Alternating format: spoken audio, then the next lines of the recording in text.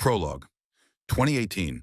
I was tying my tie in Dr. Beckman's exam room when I felt the chill. I was alone in the tiny, antiseptic space. The doctor had stepped out to allow me to get dressed. I took a deep breath. The cool air had a vaguely chemical odor. There was nothing in here to be afraid of. From where I stood, leaning against the exam table, I could see a sink and counter, spotless and sterile, lined with bottles of hydrogen peroxide and rubbing alcohol. Formica and metal surfaces gleaming in the bright glare of the overhead fluorescent light panels. The tiled floor gleamed too. Beneath the sink, there was a little rolling stool.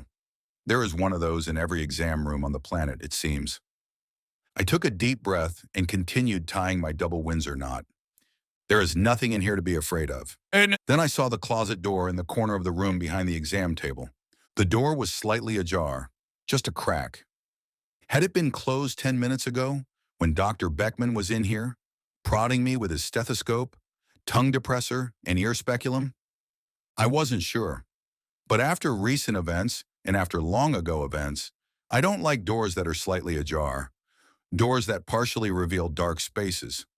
I could feel my skin breaking out in goose flesh beneath the starched fabric of my white Oxford dress shirt. The room is chilly by design, I told myself. Someone, I forget who, once told me that temperatures in medical facilities are kept deliberately low so as to stymie the growth of molds and bacteria. But what else was growing in here? What was hiding in that closet that I couldn't see? I felt foolish for having such thoughts, for even raising such questions. I am not a child. I am a 59-year-old man, a father and grandfather. I'm a divisional manager at Covington Foods, a large consumer goods company based in Cincinnati, Ohio. I have investments, stocks and mutual funds, all the requisite forms of insurance for a man my age. No one who knows me would say that I am easily spooked, whimsical, or given to flights of fancy. My wife, in fact, calls me Steady Steve. And Steady Steve I am, most of the time. But this past week, I have not been myself. Fully dressed now, I was trying to decide what to do about that closet door. I was weighing two options. On one hand, I could walk across the room and push the door shut. That would be the simplest option. On the other hand, I could pull the door open. Then I would know for sure that there was nothing lurking in that space. I was still considering these options when I heard a door click open behind me. Not the closet door, but the door of the exam room. Dr. Beckman was back. Dr. Beckman is a stoop-shouldered man with a sallow complexion. He is still in his 30s, but his light brown hair is fast receding. He wears thick glasses. Dr. Beckman has been my family physician for about 3 years now. My wife Peggy and I started seeing him after dear old Dr. Alfieri finally retired at the age of 72. I greeted Dr. Beckman. I noticed that he was carrying a clipboard. I was in his office today for the second half of a two-part exam. The first half had been carried out last week. This was a routine physical, but nevertheless done at the behest of my employer. Covington Foods requires all of its managers to receive a stem-to-stern physical exam every 2 years. We can go over the results of your exam, Dr. Beckman said. If you're ready, per the usual procedure, my office will send a copy of the results to the Covington Foods Human Resources Department. We'll also mail a copy to the home address that we have on file for you. Please, I said, let's go over the results. Dr. Beckman consulted his clipboard. The results of the blood work that you had done last week are quite satisfactory. Liver and kidney function look good. Same for lipids. We'll have to watch your LDL cholesterol moving forward, but that's the same for practically everyone. You performed well on your stress test. Not bad at all for a man your age. Just then, Dr. Beckman stopped himself. Oh, I'm sorry, Steve. I didn't mean... That's okay, Doc. I'm 59 years old this year. We need not pretend that I'm a spring chicken, but it's good to hear that I shouldn't die in the foreseeable future. Just the same. My last sentence, those words about death, seemed to hang in the air. Was I really certain that I wouldn't die in the foreseeable future? And it wasn't my LDL cholesterol that I was worried about. I knew from the events of 40 years ago that there were far worse ways to die. Of course not, Dr. Beckman said with a tight little smile. I anticipate you'll be coming in for many more biennial exams yet. The doctor paused, not saying anything for a moment. During my more than 30 years at Covington Foods, I have had literally thousands of encounters with bosses, colleagues, and subordinates. I can always tell when someone has something to say, but doesn't quite know how to broach the topic. I sense a but coming here, Doc, I said. Out with it, whatever it is. The doctor seemed relieved. Yes, well, I suppose there is something. I couldn't help noticing that you've displayed signs of acute anxiety this week. I didn't notice that last week when you came in for the blood work and the stress test. Anxiety, Dr. Beckman called it. That was putting the matter lightly. My problems had begun on Tuesday of last week, the day after my visit to Dr. Beckman's office, for the first part of my full-body exam. But there was no way I could discuss the past week and a half with Dr. Beckman. I don't think so, I said, playing dumb. A little stress at the office, maybe. Nothing more. I could tell that Dr. Beckman didn't believe me. You don't get through medical school without being perceptive. But in another second, my facade would crumble anyway. That was when I heard the hoofbeats thundering down the hallway. I could picture a dark black horse. The animal would be partially rotted from the centuries it had spent in the grave, its muscles and bones exposed here and there. The eyes of the horse would be dead and glassy. The rider of the horse would be wearing an 18th century military frock coat, also rotted and in tatters, heavy trousers and boots. The rider would be wearing no hat, because the rider had no head. The rider would be wielding a large battlefield sword. The rider and horse would burst through the door of the exam room. First, the horseman would behead Dr. Beckman. Dr. Beckman would barely have time to see the blow coming, and he certainly wouldn't have time to save himself. Dr. Beckman's head would topple from his body and roll to the floor. Then his body would drop, so much dead weight, his neck spurting blood. And then the horseman would take my head too. I had evaded him for more than 40 years, but I would evade him no longer. A few more seconds passed, and I realized the nature of my delusion. The hoofbeats in the hallway moved past the closed door of the exam room. Then I realized that they were not hoofbeats at all. What I had heard was the ruckus of a nurse or orderly pushing a caster-wheeled cart atop the tiled floor of the hallway outside the exam room, a perfectly normal sound in any medical building. I recovered myself. Dr. Beckman was staring at me with narrowed eyes. I'm fine, I said. I just felt a bit lightheaded for a moment. It's nothing. Dr. Beckman made not even the slightest pretense of accepting my excuse. Steve, he said, we've got to talk. Dr. Beckman did not convince me quite that easily. As I've said, I'm a divisional manager at Covington Foods. I don't easily budge when I am not of a mind to do so. Have you ever heard of cortisol, Steve? Dr. Beckman asked me. I was somewhat puzzled by this seemingly off-the-wall question. Maybe, I said. I might have heard of it. One of those hormones, isn't it? Very good, Dr. Beckman said, nodding. Exactly. Cortisol is your body's main stress hormone. As you might be able to guess, your body secretes cortisol when you are under stress. Part of the body's fight or flight mechanism, a small amount of cortisol is relatively harmless.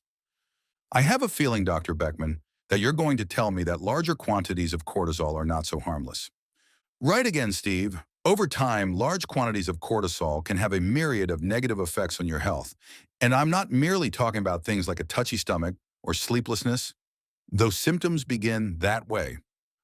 Over time, large amounts of cortisol can lead to autoimmune diseases, heart disease, and even cancer. That's what chronic stress does to your body. I took a moment to take in what Dr. Beckman had just said. It was a sad irony to think that even if the horseman hadn't beheaded me 40 years ago, the memory of him, these flashbacks, might bring about my death by 1,000 proverbial cuts. In more than 40 years, I had told no one about the events that transpired in the summer of 1976. I was the only one left alive who fully remembered them. Perhaps I had kept my secrets too long. Perhaps I could benefit by opening up just a little. Could I tell Dr. Beckman about that horrible summer? No, I didn't think I could. But perhaps I could tell him about the problems that I had been having more recently. Okay, doctor, I suppose I get your point. I have been under a more than usual amount of stress lately. Some very unusual things have been occurring. Unusual? Dr. Beckman raised his eyebrows. Very unusual, I confirmed. Dr. Beckman leaned back against the spotless counter where the sink was. He set his clipboard on the counter, near the bottles of rubbing alcohol and hydrogen peroxide. By all means, Steve, do go on. We have some time left in your appointment hour. I took a deep breath before beginning. Okay, Doc, it all began with a quarter. A quarter? Yes, a quarter. There are perks associated with being a divisional manager at Covington Foods. One of these perks is that I have the stereotypical corner office. My office is located on the 6th floor of the Covington Foods headquarters building. Two walls of the office are comprised mostly of windows. This affords me a view of the southernmost sector of downtown Cincinnati and the Ohio River. Within sight of my office is also a historic suspension bridge that was built during the American Civil War. I entered my office last Tuesday a little after 10 o'clock in the morning. I had already had 2 meetings that day, and my mind was a whirl with my usual plate full of deadlines and crises. It was a gorgeous late October morning, sunny and clear. In general, no one moves to Cincinnati for the weather. The city is characterized by wet, snowy winters, long, rainy springs, and humid summers. But oh, the autumns! Autumn is the one time of the year when you feel fortunate to be a resident of Southern Ohio. When I walked into my office, I immediately noticed a shiny metallic object in the middle of my desk blotter. It was glinting in the sun. I could see that it was a coin, a quarter in all likelihood. There is nothing inherently unusual about a quarter, of course, though there would turn out to be much unusual about this one. I knew, however, that it had not been there when I left for my AM meetings, and very few people have access to my private office. I sat down at my desk and picked up the coin. It was indeed a quarter issued by the U.S. Mint, but this was an unusual 25-cent piece, by the standards of 2018 at least. The quarter in my hand was a bicentennial quarter. On the head side of the coin, beneath the usual bust of George Washington, were 2 dates, 1776 and 1976. On the obverse tail side, there was an engraving of a Continental Army drummer. Above him was the Torch of Liberty enclosed in a ring of 13 stars, and beneath that, the Latin inscription, A Pluribus Unum. Why had someone put a bicentennial quarter on my desk? The coin was inextricably associated with 1976, and as I've said, I'm the only one left alive who fully remembers the events of that summer. Are you familiar with bicentennial quarters? I asked Dr. Beckman. Somewhat, Dr. Beckman said. I was born in the early 1980s. There weren't many of them around by then. No, there weren't, I said. The U.S. Mint actually produced and circulated 1.6 billion of them, a huge quantity for American coinage in the late middle of the 20th century. The coins were issued to commemorate the American Bicentennial. Anyone who is old enough to remember 1976 will certainly remember the bicentennial celebrations. America had just emerged from Vietnam and Watergate, but the economy was horrible in the 1970s. That was the era of stagflation and never-ending energy crises. The bicentennial celebrations became a forced display of national unity and optimism, even though many people weren't feeling much of either. Both the government and the media made a big deal of the so-called spirit of '76. Bicentennial memorabilia was everywhere. Most of all, those bicentennial quarters. So where did they all go? Dr. Beckman asked. Most of them disappeared into private collections.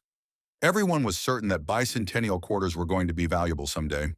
But do you know how much the average bicentennial quarter is worth nowadays? No, Dr. Beckman admitted. Coin collecting isn't exactly an avocation of mine. Bicentennial quarters are worth 25 cents today, I said, unless you have an uncirculated proof or a rare variation. But they are still hoarded. Someday in perhaps 40 years, when all the generations that were alive in 1976 die off, there will be a flood of bicentennial coins released into general circulation, I predict. But for now, they're rare, even though they aren't particularly valuable. Very interesting, Dr. Beckman said. But surely you aren't suffering from acute anxiety because you found an unexplained, rare but not particularly valuable quarter on your desk at Covington Foods? Oh, I corrected him. The presence of the quarter was explained. I see, Dr. Beckman said with a little frown. Do go on, Steve. A familiar feminine voice piped up behind me. Oh, Mr. Wagner, you found it. I swiveled around in my chair and saw Madison Green. Madison is my student co-op, a marketing major at the University of Cincinnati. She's been assigned to me since August. Madison is a very bright and diligent young woman. She's made a real contribution to our new product marketing campaigns. Madison has also turned the heads of more than a few males in the office. She's a pretty brunette who wears glasses. I've noticed that the other male co-op students and young male salaried employees take every opportunity to talk to her. But Madison Green is all business, at least when she's in the office. On more than one occasion, I have seen her dismiss the would-be 20-something suitor with a frosty look or tone of voice. And even with me, she's excessively formal. She calls me Mr. Wagner. I've invited her to call me Steve several times. We don't insist on formal modes of address at Covington Foods. Madison will call me Steve for a day or two, then it's back to Mr. Wagner. I've given up. Mr. Wagner it is then. Madison was holding a manila file folder in her hand. I remembered then that she had promised to drop by my office late in the morning to show me some ad proposals for Ocean Bright Soap, a new product that Covington Foods will launch next year. But first there was the matter of the observation she had just made. Found what, Madison? Well, I mean, that quarter, of course. It's a bicentennial quarter. I know, you put it on my desk, Madison. I was taken aback. This prim and proper young woman, who wouldn't even address me by my first name, had found cause to enter my office when I wasn't present and place a bicentennial quarter on my desk. Was that what she was saying? This was an unusual occurrence. I wasn't angry, not by any means, but it probably seemed to Madison that I was. I found the quarter in my change this morning, she said, from the coffee kiosk in the first floor lobby. And why did you think that I would want it? Madison had no way of knowing what I was truly thinking. So, of course, she continued to perceive my reaction as annoyance. I don't know. I guess I figured that you might want it as a memento. A memento? Yes, well, you were alive when it was minted, right? Oh, I didn't mean... Madison, I interrupted. It's okay. I'm just wondering why you put the quarter on my desk. I've never given you any indication that I'm into coin collecting. I don't know, Madison said, flustered. The truth is, and this will sound silly, but it was like a little voice just told me, give this to Mr. Wagner. I don't know if I flinched, but I probably did. Madison wasn't the sort of person whose actions were ruled by little voices. And where exactly had that little voice come from? Madison Green would have absolutely no idea of the significance of the year 1976. What that year meant to me. Oh, Madison was visibly shaken now. I feel like such an idiot. I don't know why I did that. I raised my hands in what I intended to be a calming gesture. Madison, it's all right. I appreciate the thought.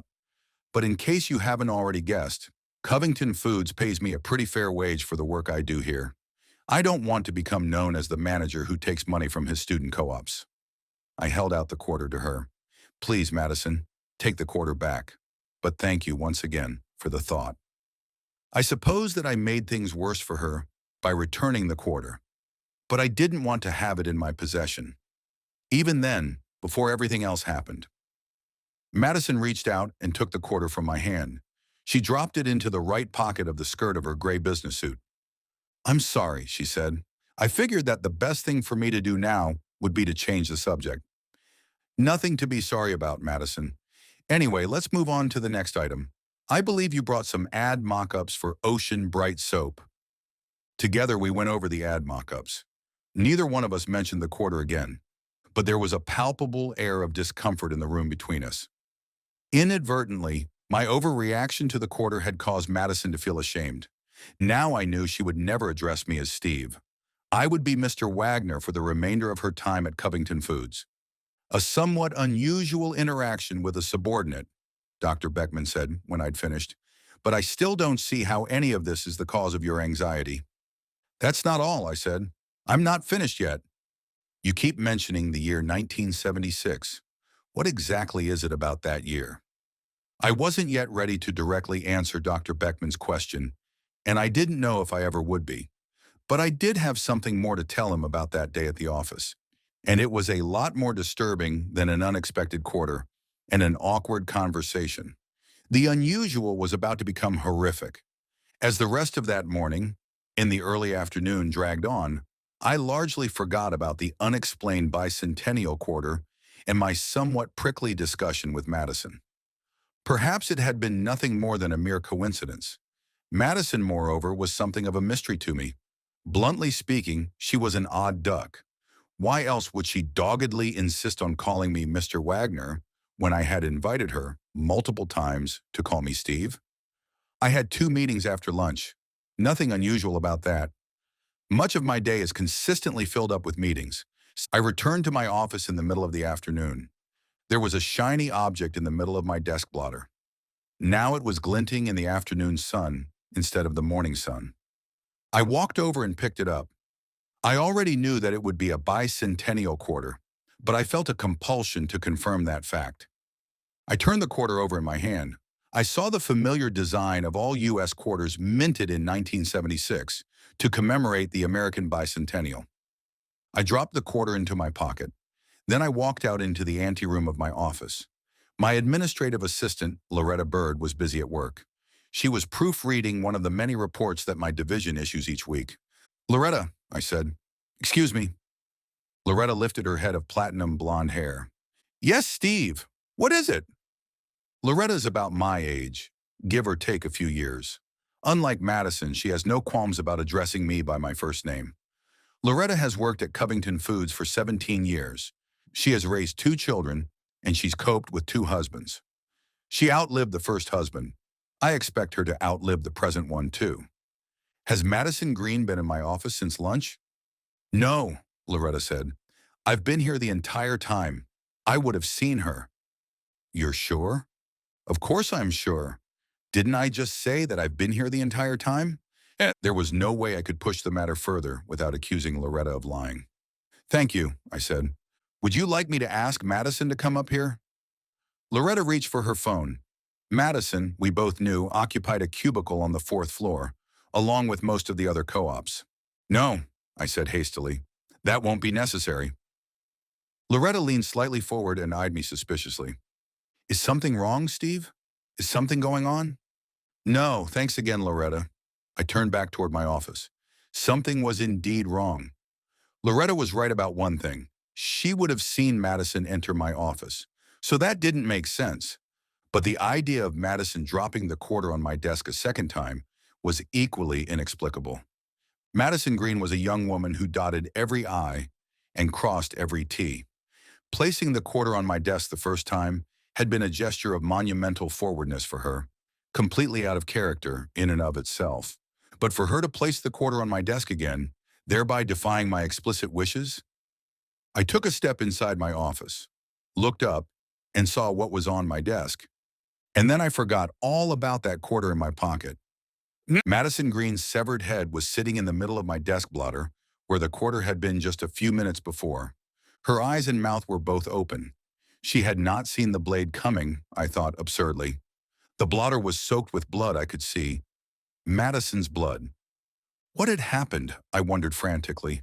Apparently there had been much that Loretta hadn't seen, despite her insistence that she'd been stalwartly at her desk. Then Madison's eyes rolled over in their sockets. Her mouth moved soundlessly. Madison was trying to rebuke me for what I had brought down upon her with my arrogance. That may have been the element that knocked me out of my daze. This isn't real, I told myself. There was no way it could be real.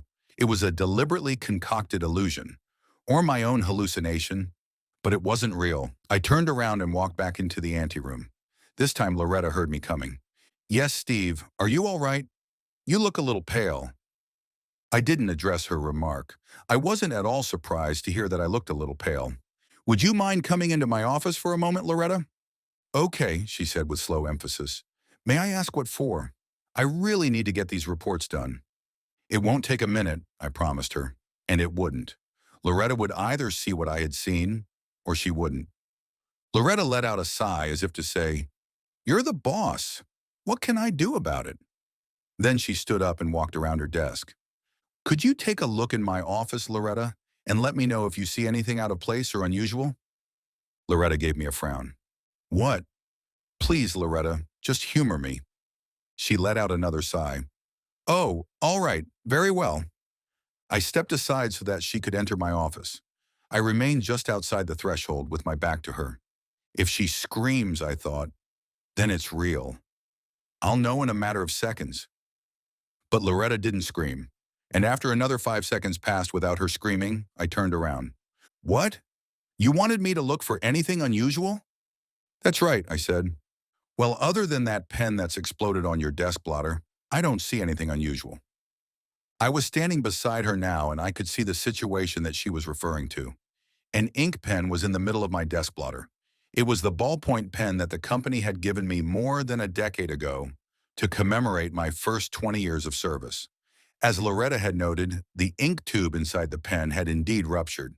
The pen was sitting in a puddle of its own ink. Had the pen been there a few minutes ago? I wasn't sure. I did vaguely recall using the pen to write a memo to myself immediately after lunch. All that mattered was that it wasn't Madison's head. I was still breathing heavily, but I willed myself into some kind of composure, a recovery. Thank you, Loretta, I said. That, that will be all. But Loretta wasn't letting me off the hook that easily. That will be all, she mimicked. You still haven't told me what this is about, Steve. You pulled me away from my reports to tell you that a pen was leaking ink? It's a market research thing, I told her. We're checking to see how quickly people notice anomalies in their environment. That helps us anticipate the average person's responsiveness to ads. Forgive me for making you a guinea pig, Loretta, but it would have ruined the experiment if I'd explained it to you in advance. Okay, Loretta said grudgingly. I didn't know if she actually believed my elaborate lie. I only cared at that moment that she was willing to drop the matter. And yes, I did feel guilty for lying to her, but I had to give her some explanation. Would you like me to clean up that mess on your desk for you? No, thank you, Loretta. I'll take care of the pen. Sorry to disturb you. I'll let you get back to your reports now. With that, Loretta went back to her desk, and I immediately left the office. Loretta watched me walk out without comment. She was probably fed up with my strangeness, wanted no more part of it. There was another related matter that I had to attend to, and I wouldn't be able to focus on anything else until I had seen to it. I walked down the hallway to the elevators and rode down to the fourth floor, where the co-op cubicles were located. I exited the elevator on the fourth floor and walked to the edge of the co-op wing.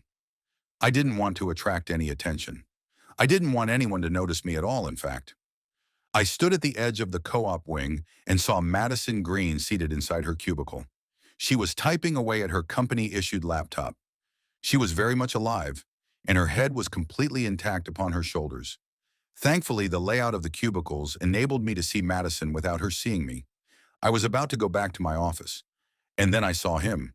He was a red-haired young man with an angular face, another one of the student co-ops, or rather, that's what he might have been pretending to be. I don't know how long he'd been with the company, but I'd never noticed him at Covington Foods before. He was sitting a few cubicle rows away from Madison. He looked up from his computer and smiled at me. He looked immediately familiar, a red-haired young man I'd encountered decades ago, in the summer of 1976. I gasped. He saw me gasp, and he smirked. Then he shook his head and returned his attention to his computer. Before he could look up again, I left the co-op area, boarded the elevator, and returned to my office. I was done now with my telling, or as much as I was going to reveal to Dr. Beckman for the time being. The doctor paused and glanced at his watch. When I had begun my story, there was still time to spare in my appointment hour. Now we were about to run over. I would say that you've suffered from a mild delusion, Dr. Beckman said. That's my initial assessment anyway. You think, I wanted to say, but I held my tongue. This was no time for sarcasm. Dr. Beckman was trying to help me after all. Your delusions, if you're not offended by that word. It's okay, Doc. I'm not offended. Say whatever words you need to use.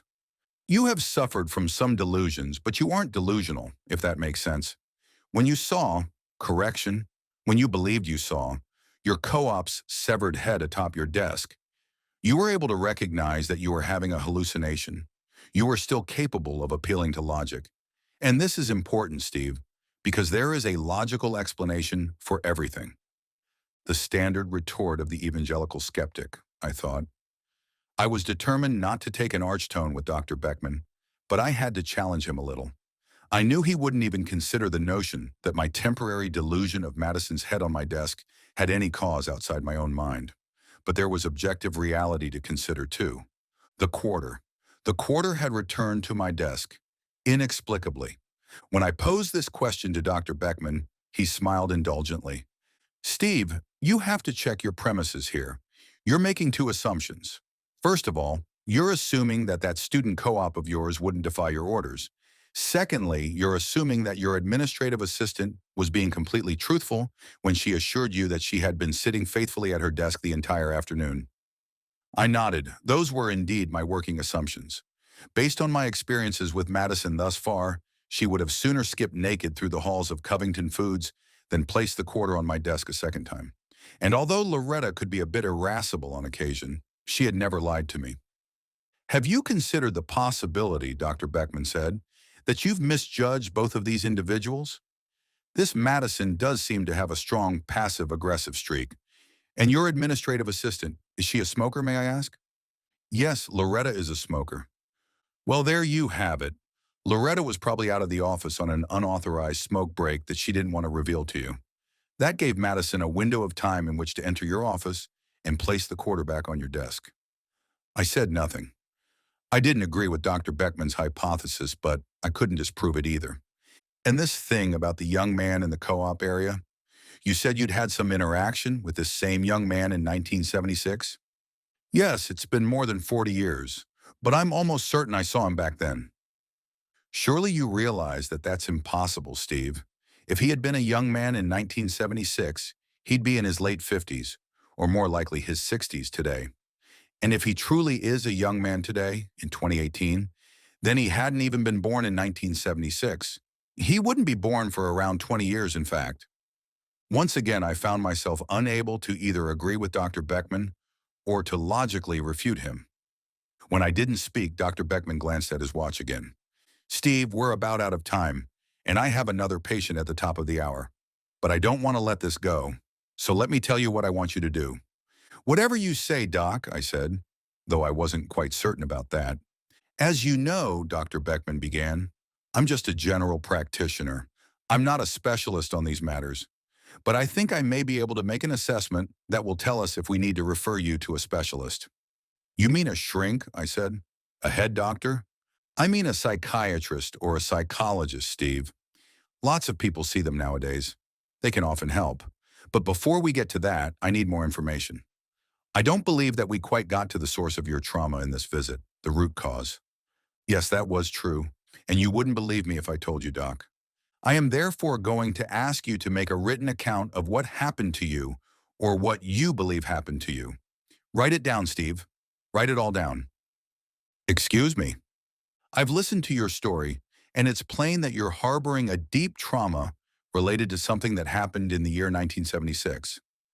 That is a common element throughout everything we've discussed over the last 20 minutes, from the Bicentennial quarter on your desk to your belief that one of Covington Foods' student co-ops is a young man you knew in that year. If we can uncover your trauma from 1976, then we can get to the heart of what ails you, or I can refer you to someone who can. Dr. Beckman added a final word of explanation, or assurance. Needless to say, Steve, this matter will remain strictly between us. It won't be part of your Covington Foods physical. Your official biennial exam has already been closed out, and you've passed with flying colors. Dr. Beckman fixed his gaze on me, doctor to patient style. Will you do this, Steve? Will you write that journal? I didn't want to outright lie to him, so I answered as plainly and as honestly as I could. I'll give it serious consideration, Doctor. Please do. You can write it in any format. When you're done, send it directly to my attention. You should have my email and my mailing address. If not, you can pick up a calling card at the receptionist's counter on the way out. And don't worry about other eyes reading it. Send your document to my attention with the designation confidential. My staff won't peek at it. They know better. Thanks, Dr. Beckman. Like I said, I'll think about it. Seriously think about it. That's all we can ask, Dr. Beckman said. As I prepared to exit the exam room, a final question occurred to Dr. Beckman. Oh, he said, what did you ever do with that quarter? Did you give it back to Madison? No, I hadn't. I had spoken to Madison numerous times since that day. At no point had she given me any indication that she was expecting a rebuke from me or further questioning about the quarter. So I never mentioned the quarter's return. Perhaps Madison was, as Dr. Beckman put it, passive-aggressive. I tended to think, however, that Madison simply didn't know about the quarter's second appearance on my desk. "Where is the quarter now, then?" Dr. Beckman asked. I knew exactly where the quarter was. The quarter was in my pocket. I'd been carrying it around with me since that day. I had my reasons. If I discarded the coin a second time, and it inexplicably returned to me, that might be more than my sanity could handle. "Actually, doctor, I have the coin right here." I dug into my right pants pocket and pulled out the quarter. Just then, a somewhat unusual thought occurred to me. But this had been a week for unusual thoughts. I extended the quarter to Dr. Beckman on my open palm. "Here, take it." "Me?" Dr. Beckman asked. He nearly drew back. "But why?" "Call it a tip for the extra psychological counseling," I said. "Or maybe it would simply be good for me to get rid of it. And there's nothing for you to be afraid of, right? It's just a quarter after all." Dr. Beckman caught the implicit challenge in my words and, to his credit, he rose to meet it. "All right," he said, a sly smile. "Why not? Maybe this will be one of the rare bicentennial quarters that's actually worth something." "If that's the case, Doc, you don't owe me anything." "Oh, you're right about that," he said. "I plan to research this quarter's value on a numismatic website tonight and sell it accordingly. In any event, though, I feel quite confident that no harm shall befall me, despite having this cursed, diabolical quarter in my possession." Dr. Beckman slipped the coin into his pocket, and then I left. As I headed out into the waiting room, I said a silent prayer that Dr. Beckman's parting joke didn't take a dark turn. Now that I thought about it, I had ample reason to believe that the quarter was indeed cursed. I returned to the office. When I walked in, Loretta Riley asked me if the doctor had declared me unfit to work and thereby ordered an early retirement.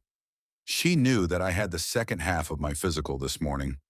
If Madison Green is too standoffish, then perhaps my administrative assistant is too familiar.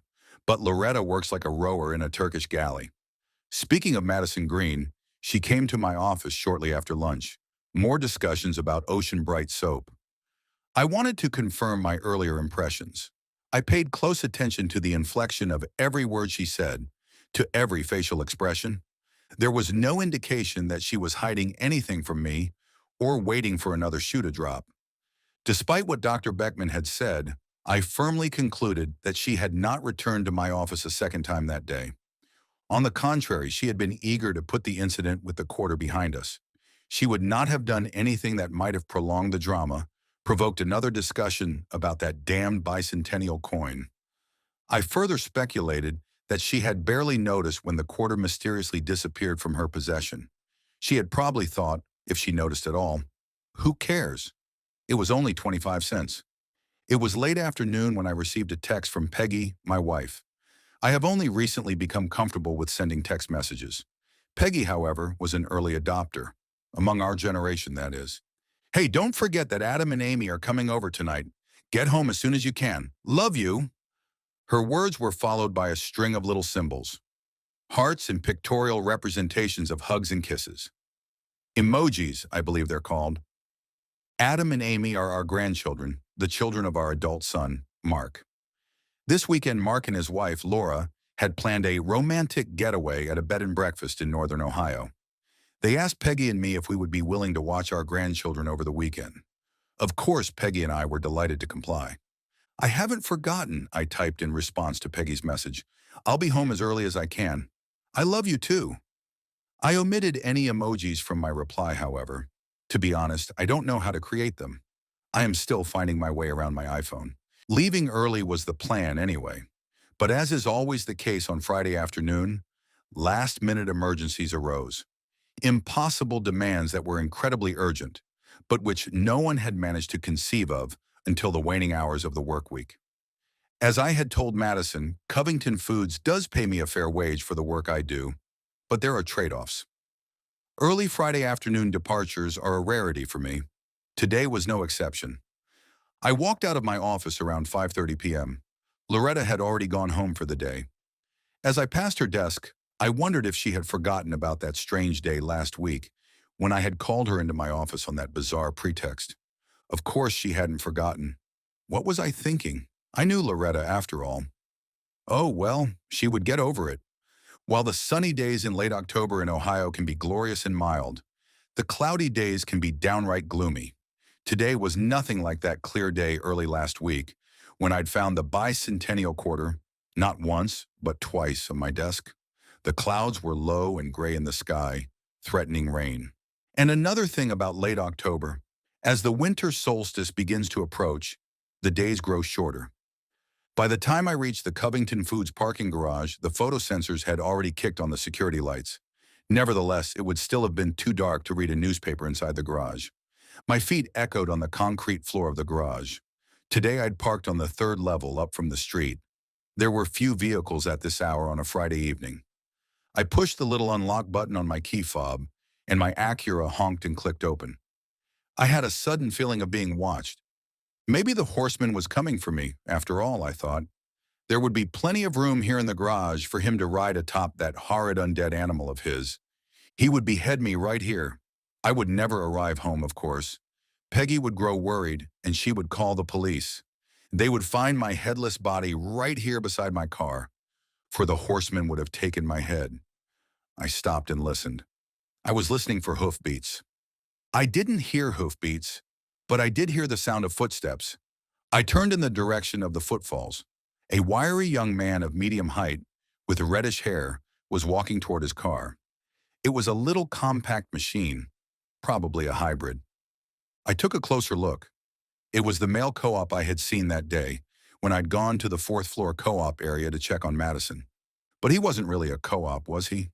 He was Banny. 42 years had passed. My age had increased from 17 to 59, but Banny was still youthful, in early 20-something, both young and very, very old. But then again, that had been the case already in 1976. Banny clicked his own key fob, and the little compact/hybrid car beeped and clicked open. Banny was wearing the sort of young man's entry-level suit that is common attire for young men who are trying to appear both professional and stylish. He was still pretending to be a co-op, but I knew better. I knew who he was. Banny glanced in my direction as he opened the driver's side door of his car. He obviously recognized me because he gave me that smirk. I looked directly at him. I wanted him to know that I wasn't afraid. I might fear the horseman, and I might fear some of the spirits the horseman had brought with him. But Banny I simply despised.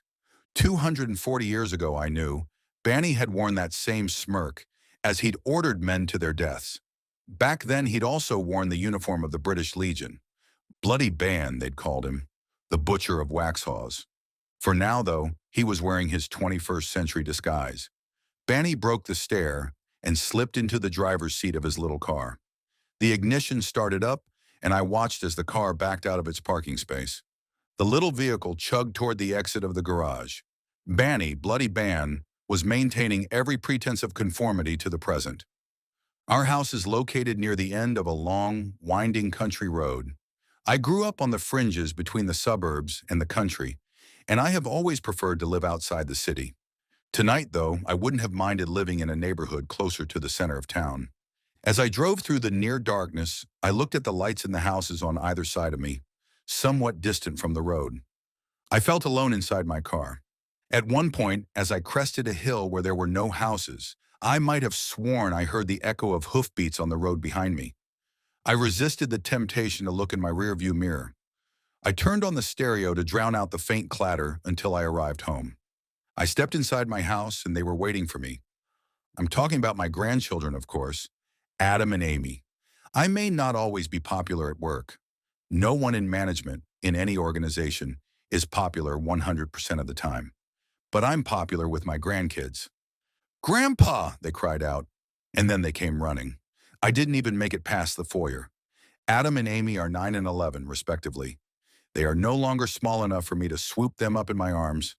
I was knocked back a step when they executed their grandpa tackle. They wrapped me in a joint hug. I like being a grandfather. No, I love being a grandfather. You're finally home, Peggy said. She was walking in from the kitchen, wearing an apron. I could smell one of her meatloaves cooking. I got out as soon as I could, I said. Peggy looked down at Adam and Amy. She leaned over, her hands on her knees. Why don't we let Grandpa change out of his work clothes? Then we'll all have some meatloaf and watch some TV. Yay, they shouted in unison, releasing me. Thanks, Peg, I said. I'll be back in a jiffy. I watched Adam and Amy run off, back into the living room. I assumed they were playing video games. Despite everything that had happened over the past week and a half, I was filled with a simple gratitude for my family, my station in life. And no matter what had happened in the summer of 1976, the last 40 years had been good ones. I was especially grateful for Adam, whom we privately referred to as our miracle child. For Adam was almost taken from us, but more about that a bit later. The bedroom was mostly dark. A bit of light filtered in from the hallway and through the shutters. I considered turning on the overhead light, but no, that would be giving in to fear. I wasn't going to go down that road, not in my own house. I removed my tie and draped it over one hook on the tie rack that hung behind the bedroom door. I sat down on the bed and kicked off my wingtips. I keep a pair of slippers beneath the bed. I was slipping into the left slipper when I noticed something. The closet door was open. Just a smidgen. That feeling again. The feeling of not being alone in a space that was supposed to be otherwise empty. That feeling of being watched. I slipped into the second slipper. I stood up from the bed. I walked over to the doorway of the bedroom. I could hear my grandchildren laughing at the other end of the house. Peggy's meatloaf wafted down the hall. I looked at the closet again. The little wedge of absolute blackness between the door and the doorframe was completely inscrutable. But it was also taunting me. This is my house, I reminded myself.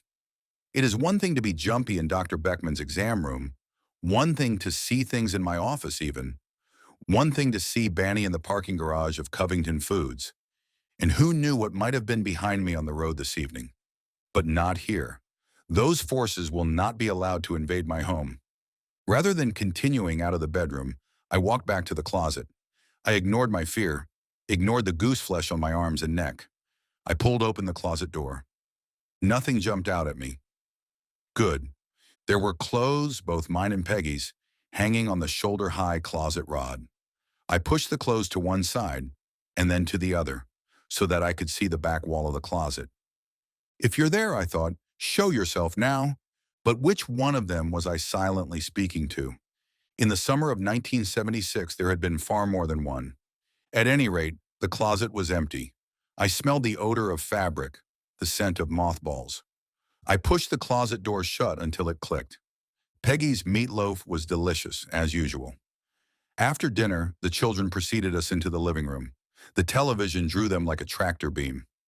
Last year, I splurged on a big 85-inch Sony LED Ultra HD television. Extravagant, yes, I know. A far, far cry from the boxy Zeniths and RCAs of my childhood.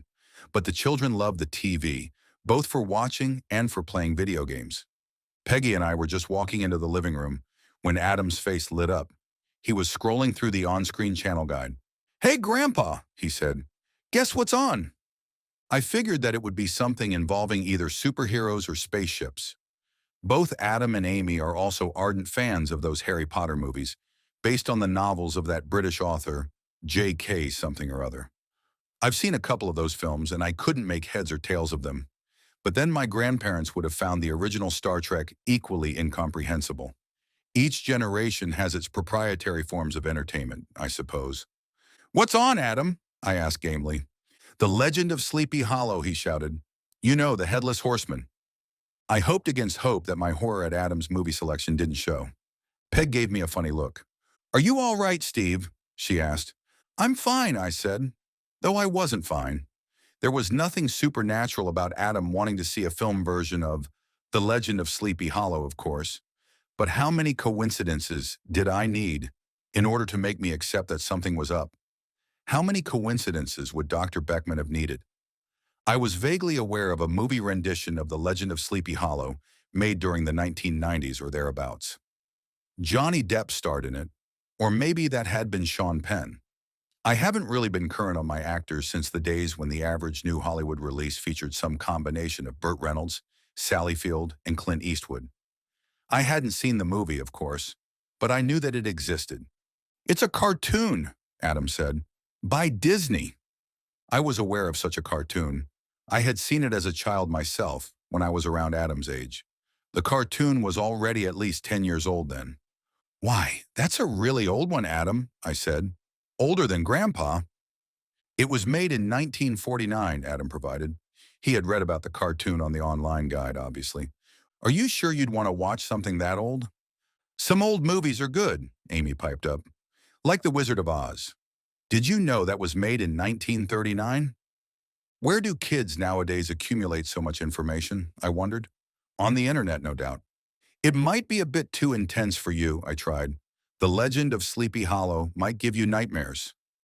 I was hiding behind my grandchildren, of course. I was actually afraid that the old cartoon might give me nightmares, or at least contribute to them. And that is, incidentally, exactly what happened. Then Peggy intervened. It's a Disney animated feature made in 1949, Steve. I think it will be all right. Have you seen some of the things kids see on the internet nowadays? That old cartoon will be mild by comparison. Heck, I saw it myself when I was about their age. I think everyone did, at one time or another. It's a classic. The Legend of Sleepy Hollow, a classic? I didn't think so, but I didn't argue my point any further. I sat through The Legend of Sleepy Hollow. Luckily, it's a short one, about an hour with commercial breaks.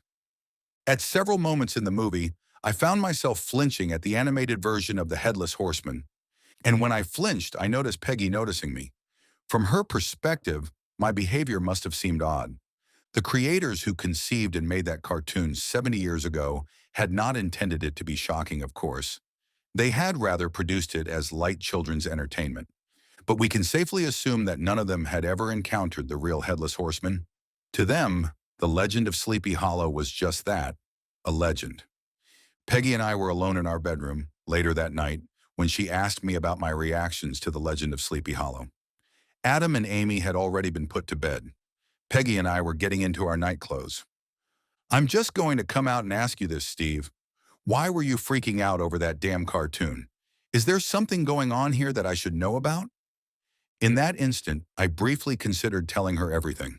But how could I after I had kept my secrets for so long? Nanaya! Peggy and I have been married for more than 30 years. In that time, I have hidden almost nothing from her. There are no secret bank accounts in the Caymans. There have been no women on the sly. I haven't even been inside the walls of a gentleman's club, believe it or not. Why would I go to one of those places? But I have never told Peggy about what happened in the summer of 1976. By the time we met as college students, those traumatic events were over. I was focused on moving on with my life. And so Peggy, who knew more about me than any living human being, was completely oblivious to that one crucial chapter in my history. I've just been stressed at work, I said. I thought of my earlier conversation with Dr. Beckman, but Peggy knows me better than Dr. Beckman ever will. Steve, you've been employed at Covington Foods for 30 years. You've always handled work stress well. I'm thinking that it's something else. She's guessed it, I thought. Somehow Peggy has put the entire story together. I was wrong, however. I think you're worried about Adam, she said. Well, I said, and this time I was being completely truthful. I'm always a little worried about Adam. I mentioned earlier that we call Adam our miracle child. Shortly after Adam was born, the pediatrician, and later a pediatric cardiologist, informed us that Adam had been born with a serious heart defect. Adam was less than a year old when he underwent open heart surgery. That's right, the surgeons had to cut him open and invade his tiny rib cage in order to fix one of his heart valves. There was no other option, they informed us. Without the surgery, Adam would not have seen his first birthday. Those tense weeks Adam spent in the hospital were, in their own way, almost as jarring as that summer of the Headless Horseman. At several junctures, we almost lost Adam. To make a long story short, Adam pulled through. But he wasn't completely out of the woods. The doctors said that he would likely need another surgery before he attained full adulthood, possibly before he reached adolescence. And even with the second surgery, there would be no guarantees. Adam would never be like other children. He would not be like other adults, assuming he lived to become one. I understand that you're worried about Adam, Peggy said now. I am too, but we have to let Adam be a kid, not just a kid with a heart condition. Mark and Laura understand that. That's why they let him participate in normal activities. Within reason. What I'm saying is, Steve, I get that you didn't want Adam to watch that cartoon because you thought it might be too much for his heart. But we can't think that way. We can't shield Adam from everything in the world. So Peggy thought that my reaction to The Legend of Sleepy Hollow was rooted in my usual concern for Adam. I felt a fresh wave of guilt wash over me. Adam is going to be fine, I said, with as much bravado as I could muster. In that moment, at least, I was no longer thinking about Bicentennial quarters and ghosts from long ago. I was thinking about my grandson and the lot that he'd been given in life. Adam is going to outlive us all. Peggy put a hand on my cheek. Steve, we don't know that. Not for sure. We have to be prepared for any eventuality. I mean, we can hope, we can pray, and Mark and Laura are taking Adam to the doctor every 2 months. But we can never really be sure of what the outcome will be, and we have to get used to that. I know, I said, but it doesn't seem fair. No, she agreed. It isn't. But we both know all too well that life isn't always fair. And if we don't know it by the time we're pushing 60, then I guess we never will. She smiled and kissed me. Good old steady Steve. Anyway, let's call it a day, huh? We had been in bed only a few minutes when Peggy reached across her space of the bed and touched me in that way that I have always found to be both arousing and delightfully shocking. If you're suffering from stress, she said, maybe I could help you with that. Yes, I said. Yes, I think I'd like that. I leaned over and kissed her. One thing led to another, and soon we were both undressed, and I was lying atop her, her legs entwined in mine. I rubbed against her, our complementary body parts at the appropriate angles and contact points. This was a maneuver that I knew fondly and very, very well. I, however, was not responding as I should have, as I always had in 35 years of marriage. I tried to make it happen, rubbing against her more vigorously than normal. I think my extra effort may have done more harm than good. What's up? Peggy finally whispered in my ear. But the point was, something wasn't up. I'm just having a little trouble tonight is all. Do you want me to?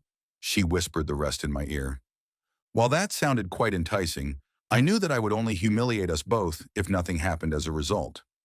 I rolled off her, as gently as I could, onto my side of the bed. I'm sorry, I said. Hey, it's all right. She rubbed my chest. These things happen, you know. They've never happened to me in the past. To us. Well, there was bound to be a first time. Like I said earlier, we're both pushing 60. We're not the same two horny college kids who met in intro to accounting at UC back in the 70s. No, I suppose not. But in any case, I can assure you that this will be temporary. I really am under an unusual amount of stress at work. No worries, she said. I both heard and felt her roll over. I'm sure that Steady Steve will be back tomorrow night, or the night after. I awoke from a horrible, incredibly vivid dream. In the dream, I found myself in the middle of a grassy field. The sky was pitch black, and there were fires burning on the horizon. In the dream, I watched helplessly as a headless man on horseback ran down and murdered the people I love. There were people from both my present and my distant past. The horse, just like the rider, had obviously been dead for a long time, but still they were up and moving around with lethal efficiency. My loved ones ran in vain, none of them fast enough to escape the rider and his blade. I called out in the dream for the creature to stop. I couldn't make my feet move, however. Then when the horseman had killed everyone in sight, when the field was strewn with mutilated corpses and severed heads, he came charging for me. That was when I woke up. I awoke with a start, and as is often the case with exceptionally realistic dreams, some time passed before I fully realized that it had been a dream. My back and my chest were moist with a light coating of perspiration. The blanket and sheet on my side of the bed were wrapped around my feet. I must have been thrashing about in the dream. I turned my head and saw that Peggy was still asleep. Her eyes were closed, and her chest was gently expanding and contracting as she breathed. At least I hadn't woken her up. I looked over at the digital clock on my nightstand. 3:22 a.m. Too early to get up, but would I be able to get back to sleep after that dream? I heard something move on the other side of the room. It might have been the house settling, but it might have been something else. Even in the darkened bedroom, I could see that the closet door was open, just a crack. I was certain that I had closed it the previous night, after I had done a full sweep of the contents of the closet. I had closed the closet door until I both heard and felt the tumbler click. And now the door was ajar again. There were possible explanations, of course. Peggy might have accessed the closet last night and left the door partially open. I didn't think so, though. I lay awake for a while and thought about Dr. Beckman's advice. Write it down, Steve. Write it all down. The time was 4:02 a.m. when I slipped out of bed. I was not going back to sleep, not this morning. The mattress creaked a little. I was careful to avoid waking Peggy. I stood up on the carpeted floor and looked down at her, still sleeping. I slipped into my shorts and pajamas. I had discarded them on the floor in our unsuccessful attempt at lovemaking. Then I kicked on my slippers. Once again, I was careful not to awaken my wife. I turned away from the bed and took a step toward the hallway when I heard it. The sound of a half-formed word, not quite a breath, and not quite a complete syllable. The sound had come from the closet. Perhaps, and perhaps not. The furnace had kicked on around 3:45 a.m., so perhaps I had heard nothing but an anomaly in the normal wheezing of the house's heating system. I couldn't be sure. I couldn't be sure of much of anything after the past week and a half. That was why I needed to carry out the decision I had just made. I turned away from the closet and walked quietly out of the bedroom. Now I'm sitting in my downstairs den at the big oak desk I keep in here. Before I sat down, I checked the closet in the den. There was nothing in there, save some cardboard boxes filled with old books and documents, and an old desktop printer that stopped functioning last year, but which I have neglected to either discard or attempt to fix. I shut the door of the den's closet. I heard it click. Then I placed a spare chair against the door, wedged under the doorknob. That closet door will not come open, at least not while I'm in here writing, while I put pen to paper. Yes, you got that right. I said pen to paper. Sitting atop the side extension of this desk is an iMac computer with at least one word processing software package installed. I also own a laptop computer and a Samsung tablet. Oh, and an iPhone. Any number of electronic gadgets that can be used for writing. But I will be employing none of these for the task ahead. Instead, I have removed a college-ruled Mead notebook from the filing cabinet here in the den. I recall purchasing the notebook at a clearance sale at the Office Max near my house a few years ago. And I've taken a ballpoint pen from the top drawer of the desk. These are the tools that I would have used had I written a document such as this in 1976. In those days, no one had yet heard of Bill Gates. Apple Computer was still a garage project that Steve Jobs and Steve Wozniak were tinkering with. And so people wrote with pen and paper. We're going to do this old school, you might say.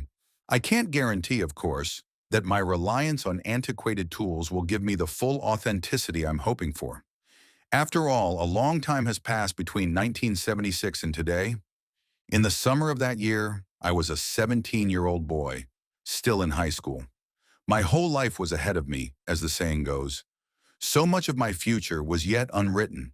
Today I am 59, not quite elderly, but certainly within sight of that territory. My perspective has changed.